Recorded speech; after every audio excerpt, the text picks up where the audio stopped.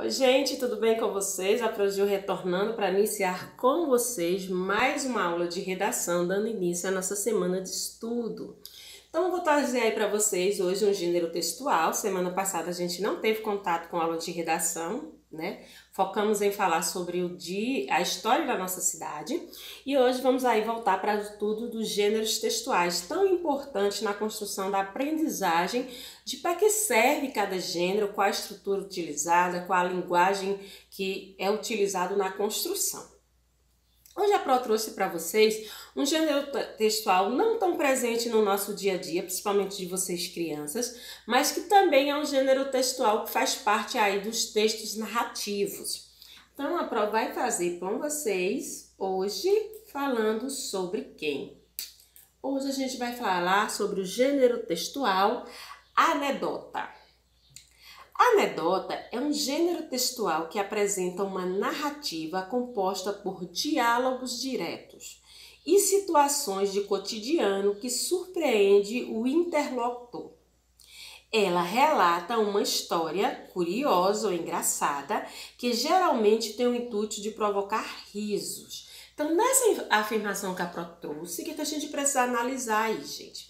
Que quando ele diz assim, apresenta uma narrativa. Então, a gente já sabe automaticamente que no gênero textual anedota, a gente vai estar ali contando uma historinha breve, né? E que essa historinha é composta por conversas, por diálogos que surpreende quem é o interlocutor, a pessoa que está lendo aquela historinha. E o principal objetivo desse gênero textual é provocar risos. Então, quando a gente está lendo uma anedota, nós estamos querendo nos divertir, querendo rir. Esse é o principal. O que a gente já descobriu aí só na afirmação? Que as anedotas contam historinhas que são contadas através de conversas, de diálogos, e que quando as pessoas estão lendo essas historinhas, as pessoas são os interlocutores, elas vão, no final da leitura, rir sobre algum elemento ali na construção desse gênero textual. Vamos aí? Trouxe aí a imagem da Mônica que está, né, morrendo de rir. Então, só de olhar essa imagem, a gente imagina que ela está lendo alguma coisa engraçada, né? Então, vamos aí, ó. Produzida em sua maioria na linguagem oral, a anedota também está presente na linguagem escrita. Entendê-la pode envolver fatores como entonação, capacidade de oratória do intérprete e até representação. O que ele quis dizer aí, gente? Olha, que a maioria da disseminação, assim, a maioria das formas de passar esse gênero textual é através da linguagem oral. Então, significa que alguém conta a história para o outro. Né? Lá, acho que vocês estão lembrados aí das lendas, né? O gênero textual lenda também tem essa forma de ser disseminada, de passar, né? As pessoas contam história. Então, a maioria das anedotas são passadas de uma pessoa para outra, utilizando aí a linguagem oral. O que significa a linguagem oral, gente? Significa que alguém contou falando esta narrativa. Mas isso não significa que ela também não possa estar presente na forma escrita. E que para a pessoa entender o elemento de humor, o que é o elemento de humor? Aquilo que vai tornar o gênero textual engraçado, é necessário alguns itens, alguns fatores que determinam o sucesso daquela anedota. Que fatores são esses? Então, você tem que ler com a entonação adequada. O que significa entonação? Quando você vai ler uma historinha para alguém, você precisa colocar na sua voz a entonação que você quer passar.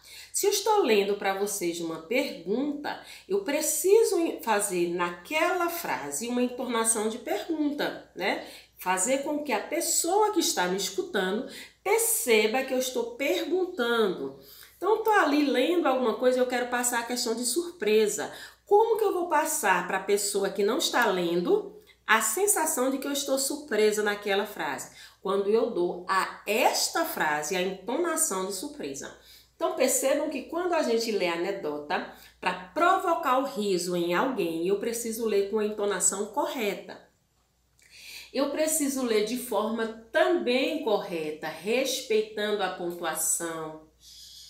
E às vezes a gente até tem que fazer representações em relação àquilo, para que o nosso elemento de humor realmente tenha a força desejada. Porque, como a Pro disse no slide passado, o principal objetivo desse gênero textual é provocar riso. E muitas vezes alguém conta uma piada, né, conta uma anedota pra gente e a gente não consegue rir. Por quê? Porque a pessoa no processo não utilizou a entonação correta, não fez a oralidade correta, quer dizer, não respeitou pontuação nem nada. E aí acabou que você não entendeu o significado daquilo, porque a pessoa não conseguiu transmitir através desses fatores de entonação, oralidade e representação o sentido real daquela anedota. Então vamos aqui.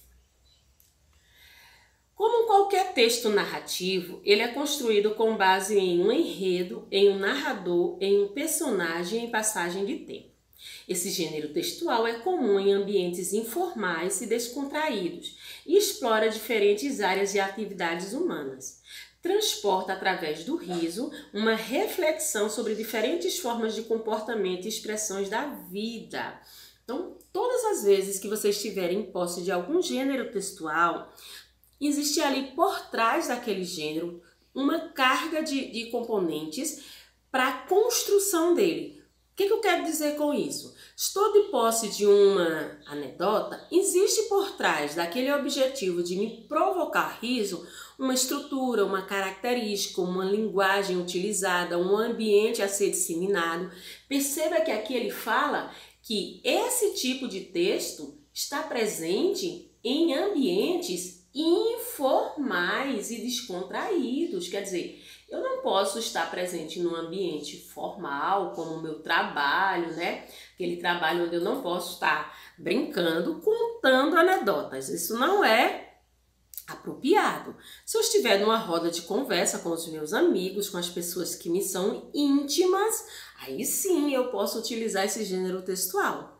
Outra coisa importantíssima para que a gente consiga, né, destacar são os elementos de uma narrativa. Então a gente já sabe que as narrativas têm enredos, tem narrador, tem personagens e tem ainda também a questão do tempo. Então, elementos daqueles textos, daquelas tipologias narrativas, tudo isso vai estar presente quando a gente estiver lendo ou contando uma anedota.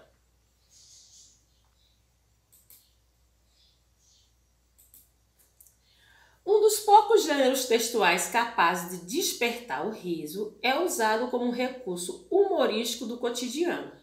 A maioria de suas narrativas passam por modificações devido ao tempo e à transmissão de boca a boca, que acaba exagerando os casos.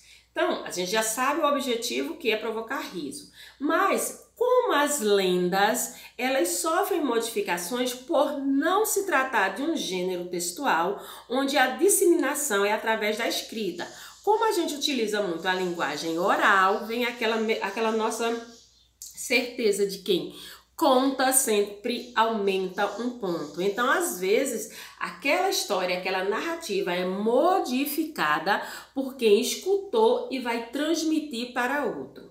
Então, sempre que a gente trabalha com gêneros textuais, onde a linguagem oral é mais utilizada que a linguagem escrita, pode acontecer no processo de narrar para outra pessoa, né, para o interlocutor, aquela anedota, e quando ele se apropriar daquele gênero e for transmitir para outra pessoa, ele pode fazer modificações. Então, como as lendas, as anedotas também sofrem esse tipo de característica. Então, eu estou contando para alguém, essa pessoa escuta, e quando já vai passar para outra pessoa, ele já aumentou aí alguma coisa, já modificou, já retirou. Isso é natural nos processos de gêneros textuais que a gente passa de um para o outro através da oralidade. O que é oralidade, gente? Quando a gente fala para o outro. Tipos de anedotas. Tem aí um rapazinho segurando uma plaquinha que está escrita aí, ri, objetivo principal, né? Então vamos lá. Histórias curtas de sequências narrativas, geralmente as anedotas, não têm um autor conhecido, pois trata-se de textos de domínio coletivo. A finalidade destas narrativas é suscitar o riso, divertir o interlocutor. Duas coisas que a gente precisa entender. O objetivo principal é que você vai rir no final, e interlocutor, essa palavra que aparece muito aí para vocês, é a pessoa que está lendo, está se apropriando daquele gênero textual. A depender do teor da anedota, elas podem ser contadas em diferentes locais. Então, como característica, né? Embora sejam rápidas, com poucos personagens e espaço de tempo reduzido, as anedotas não perdem a sequência do texto narrativo. Elas são destinadas a diferentes públicos e temáticas. Podem ser narrativas infantis com teor leves, adequadas para crianças, ou com teor sarcástico e de duplo sentido, que já fica aí, né, próprio para os adultos. Características da anedota. Eu gostei muito dessa imagenzinha aí que tem assim, o melhor remédio é rir, e é verdade, né? Então vamos aí falar um pouco das características. As anedotas são tipos de textos capazes de provocar uma reflexão rápida sobre diversas formas de comportamento. Ora, gente, mesmo que tenha como objetivo principal provocar o riso, claro que nesse contexto, né, quem estruturou, quem fez assim a anedota, quer trazer ali para aquele momento um comportamento humano a ser avaliado. Né? Alguma coisa ali que ele trouxe, ele colocou ali de elemento, é para que a gente pense, avalie se aquele comportamento é correto ou não, mesmo que no final de tudo o objetivo é fazer você rir. Então, as características desse texto é utilizar um enredo simples e de narrativa curta. Então, são histórias bem pequenas.